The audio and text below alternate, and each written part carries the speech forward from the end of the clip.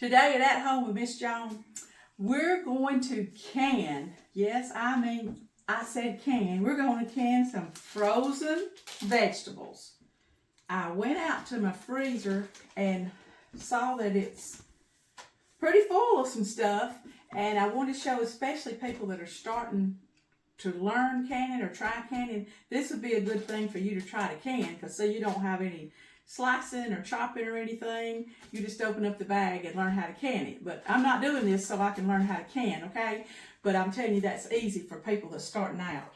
But I like to get more and more things that I can out of my freezer into my shelf, my pantry shelf, where I can just walk in there, pop the lid on it, and warm it up, and it's ready in just a minute, okay? Plus, it gives it a better flavor after this has been pressure canned. I have to continuously find more room in my deep freeze, okay? I don't know about you, but preacher hunts and all, and I have to make room for the deer and the different things, fishing and that sort of thing. And so I'm looking at my freezer and I'm thinking, whew, you know, I could can these right here and it sure would make a lot more room in my freezer. Or if you've had some products like this, anything like this, that has been in there for a while and you're thinking, well, do you know what freezer burn is? I don't want it to get freezer burn. You know, it don't taste right if it gets that frostbite kind of taste to it. So you can can it, and I'm going to show you how. It's easy. And also, you can like watch the sale papers, and a lot of times they'll mark these down. You can go ahead and buy them. If you don't have time, then later on, then you can go through your freezer and get them out and can them. And that's what I'm doing today, okay?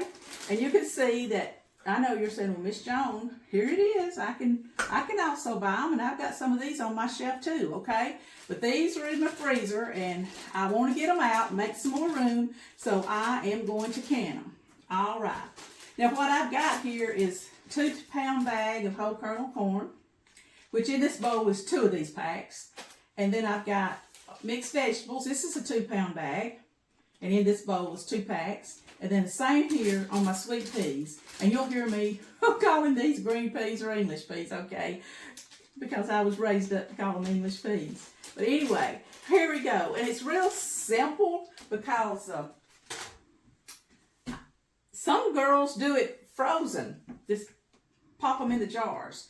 But I ran some just water over them to get the, you know how they are real icy when you open them up? So I ran some water over them, but you know that you got to have some clean jars. I know that. And you know that you need to already have inspected your jar for any nicks or whatever, because it will keep it from sealing. But anyway, I'll just start here with the corn and dip down and put it in there. Looks like it's going to take about 1.5 cups. And then I'm just going to kind of tap it with my hand on the bottom, because I don't want to crush this corn. It's already going to process for a long time. See, I tapped it down so I can get actually a little bit more in there. I'm going to bring it up to a 1-inch headspace. Y'all know what that is, that ring right there. That first one, here's another one, and there's the top. That's it. And I'm just going to see it go down like that. Now, alrighty, and then let me get another jar. It's the same thing. I'm going to do the same thing for all this stuff, okay? The mixed vegetables. There it goes in my clean, checked for no nicks jars. I'm sorry, do you want me to move one of these out of the way so you can see better? I'm sorry about that. Okay, same principle, watch me. Here, see it go down that much after I hit it? Okie doke. I can get a few more in there. Some things we take a spoon or something and we push it down. We don't want to do these, okay? Because there's this kind of a soft, like vegetable, all right? Here's 2 that I've done. And then, I told you we're going to do 3 kinds. So, I'm reaching in here, and I'm getting my peas. And they're going in. Just running about I'm going up what I think is the 1-inch headspace, doing my little process. There, it went down a little bit. Could get a few more peas in the jar, okay? Now, I'm not going to bore you with doing all the ones that I'm going to do. I'm just going to go ahead and get these ready to go. Alrighty, I'm going to add, now you don't have to put no salt in these. It has nothing to do with them sealing or whatever, okay? I'm going to put a half a teaspoon. My mama, she always put a, if it was a pint, she put a half a teaspoon in whatever, and if it was a quart, she put a whole teaspoon. And that's what you do here if you was doing the quarts. That's nothing but salt that does not have any iodine in it, okay? Now I'm going to fill it up to the 1 each headspace with the water. My salt's in there, and it'll help disperse the salt around.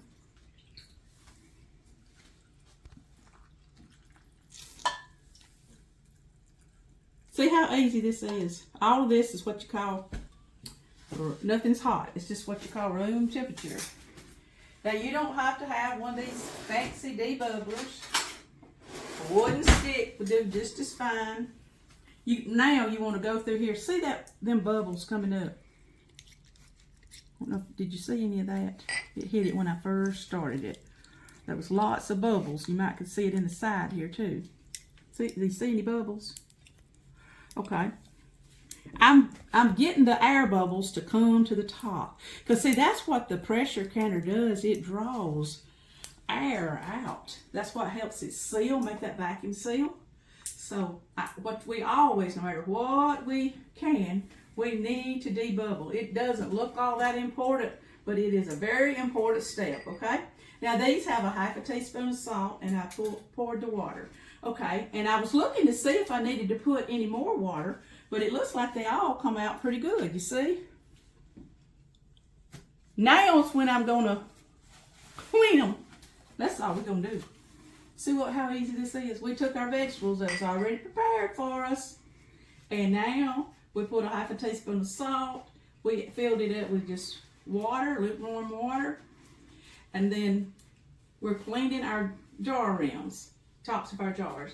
And the reason is because we don't want any of that salt to be sitting right here and keep this thing from sealing. So I'm putting a lid on it. See, like that, a clean lid. Now, I told y'all everything you've ever seen me can, that my mama always heated these, and she always heated these bands and the lids, okay? She called them the seals and the rings, but anyway, she would heat both of these way years ago. Now when you read about it and now they know more about the scientific stuff about it, they say that you don't really have to heat these anymore as long as they're really good and clean, okay? So with me, with heating them, that's just getting them a little bit even cleaner or whatever. But you really don't have to. You could wash them and have them ready to go on. All right, and you've heard me say this also in all the other canning. I look in here to make sure my little ring thing, band, is not rusty. Anyway, I just put it on here, finger tight. Now you've heard me say finger tight. So it means with my fingers, I can turn it, but I'm not gonna grab it and pull it real tight. Because the pressure canner actually needs it to be just finger tight to do its job, okay? And I always thought the tighter the better, okay? Now, finger tight. Now, we got 3 different kinds of vegetables here ready for my pressure canner. I'm going to go ahead and finish out. In fact, I'm going to do, hopefully I got enough vegetables, I'll let you know here in a little bit, to fill the canner up, which would be 2 levels for me. It'd be probably be 18 pints. But anyway, oh yeah, and then I'm going to pressure can it 75 minutes for pints, and if I was doing quarts, I would do 90 minutes. That's the same as dry beans. That's the same as if you was canning meat. I got a little confused there, to tell you the truth. Because when I looked in the mixed vegetables, what your standard rule usually is if you're doing assortment like this, like these mixed vegetables, there's green beans in here, there's carrots in here, there's corn, and there's that little green pea, okay? And then when you look it up, carrots process 25 minutes for a pint, green beans process 20, and the green peas process 40, and corn processes 55. And when you're doing something like this, Always look for which vegetable processes the longest and go with that time, okay? And these others just got to go along for the ride, because you got to process this for the longest amount of the time. But when you look at the National Center for Home Preservation site, when you look up all of these, they all agreed with what I said.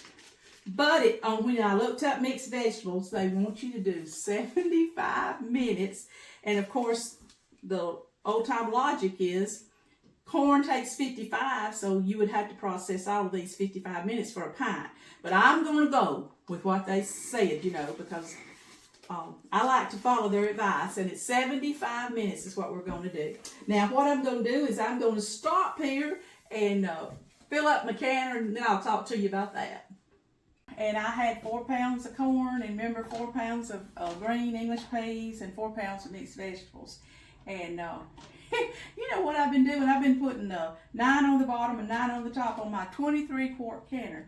And that's how many my 22-quart canner holds. This one I just got last summer. It holds 20 pints, 10 on the bottom and 10 on the top.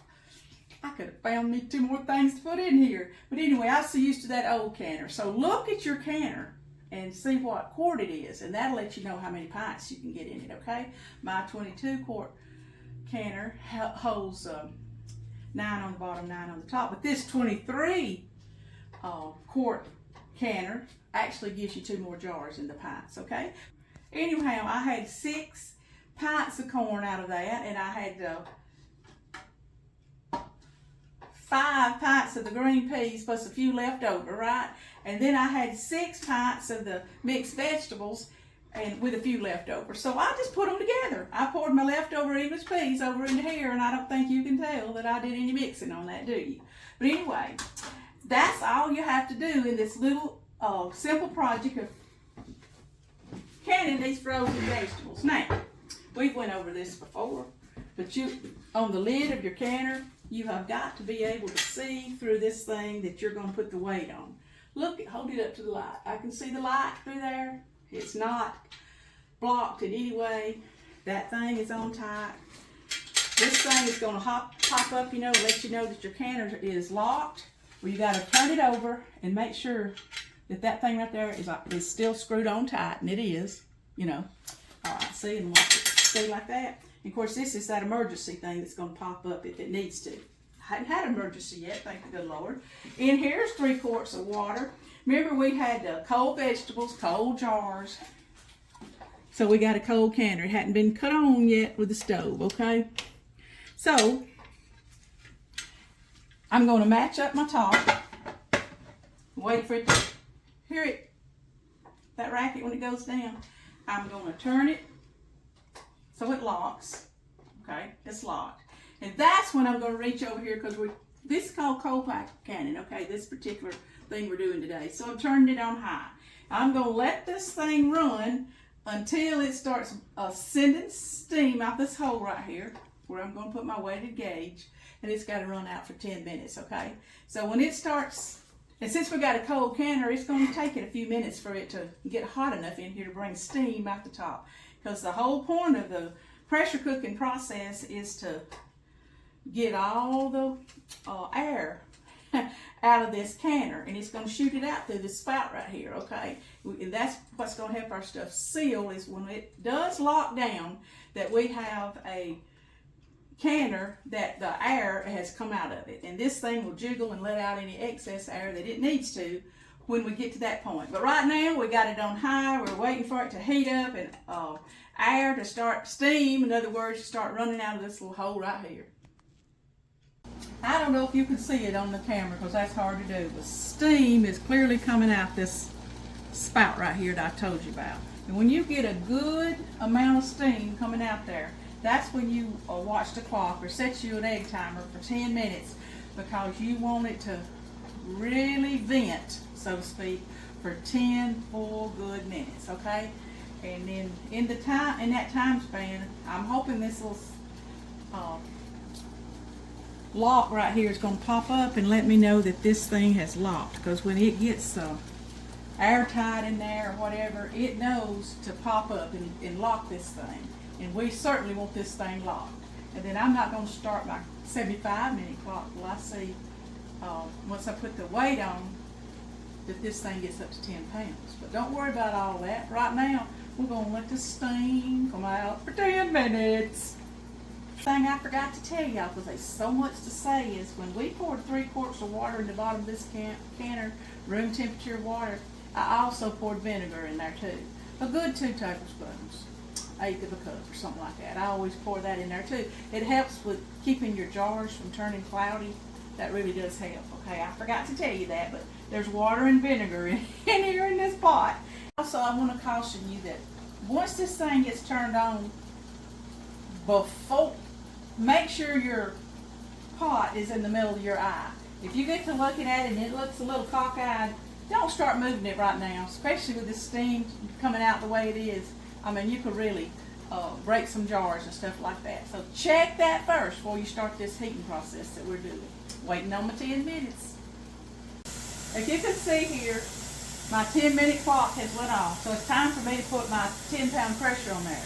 Now, where I live in Alabama, you got to check Google where you live, how much you are above sea level, and then you can also Google, like for me, 1,000 feet above sea level and less, 10 pounds of pressure. Alabama, I believe I read 500. So I'm putting 10 pounds of pressure on here. Whew.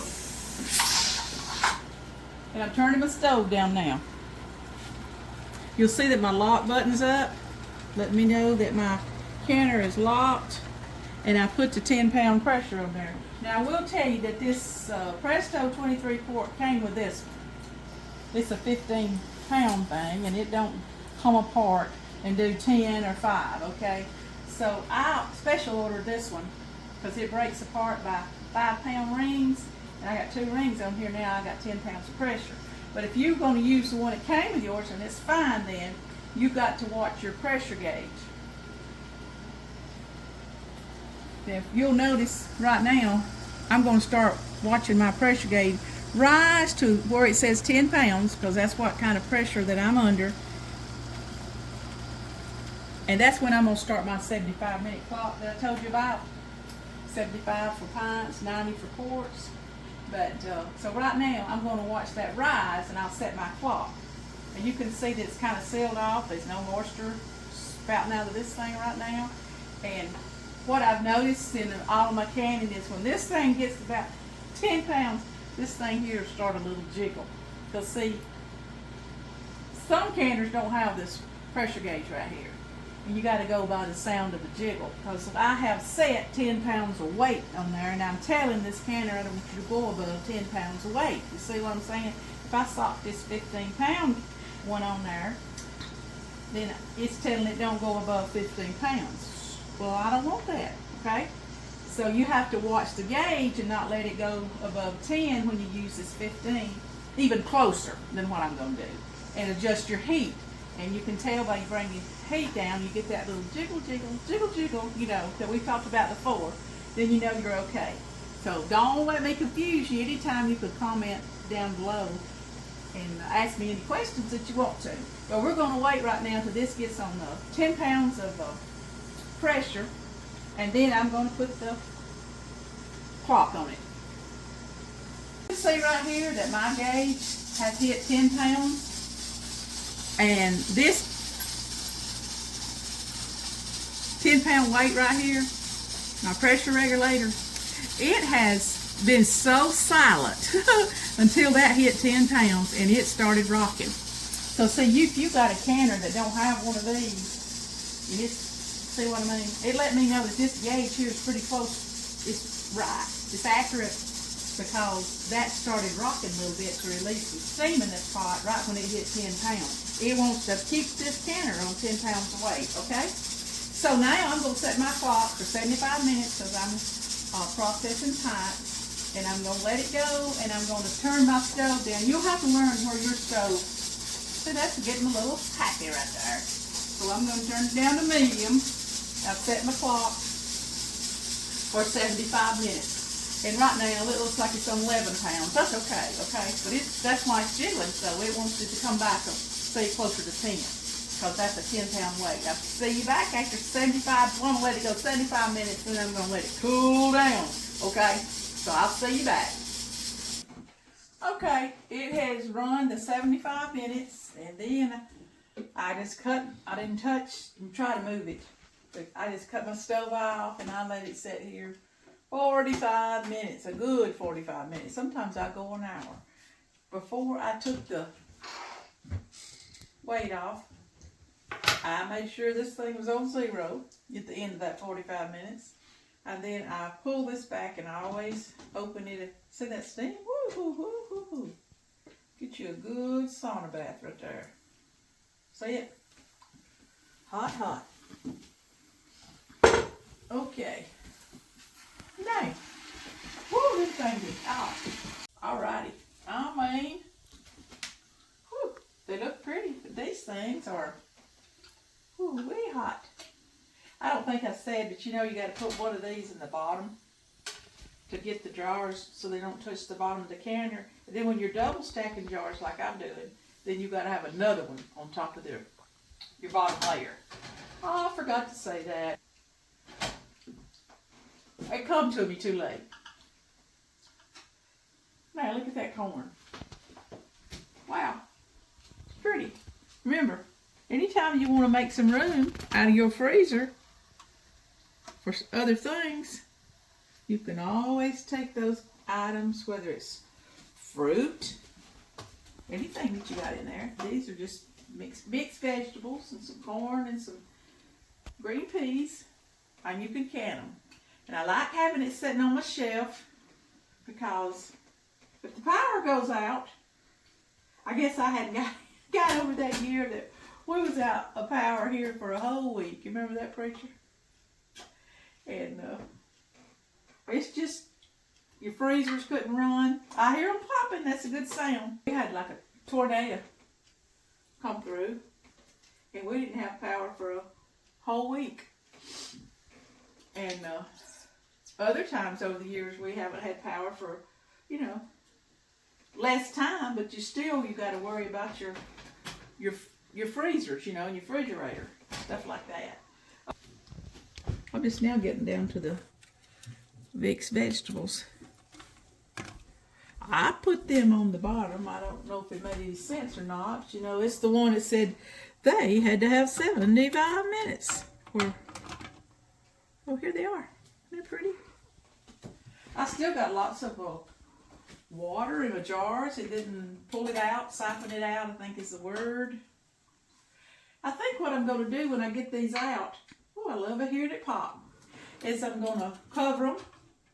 And I'll probably come back on here in the morning, because I don't think in any of my canning videos that I have talked to you about washing your cans and taking the lids off and marking them and stuff like that. So if I can, in the morning, after these have sat here overnight, we'll talk about that. This is so pretty right here. Oh, I love it. I love it. I'm enjoying canning more and more and more. Isn't it pretty? Wow. I love it. All of them did good. Now, I'm just going to put this thick towel over them. Hear them popping?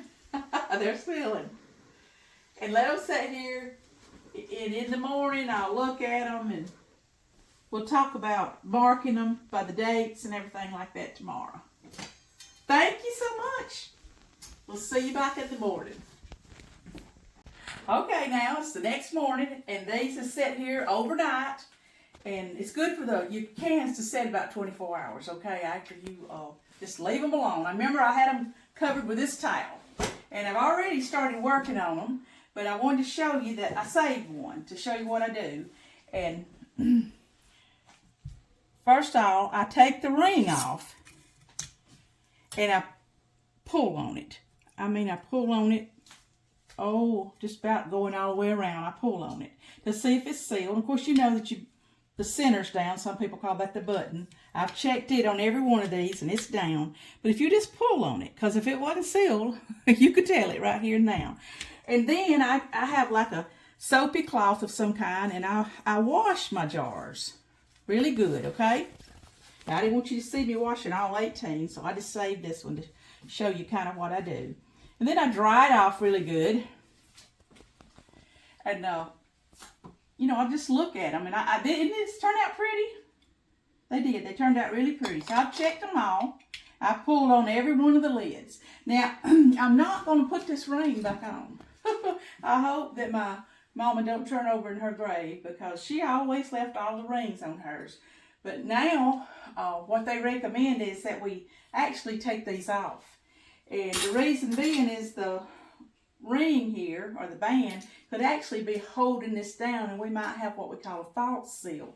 But if this was going to turn loose, see, it's going to turn loose, and I catch it a whole lot quicker if this actually doesn't have the band trying to hold it down. But it's sealed. I mean, okay? And then you can actually wash these and use them over and over. So, also, when you get into your pantry, they recommend that we not just stack them like this. And I'm guilty of wanting to do that because I don't have a lot of space. But they say if we do have to stack them for space, to kind of cut you some cardboard and put here, and then you could put this on top, okay? And it kind of pads it a little bit and gives it also a little bit more air space.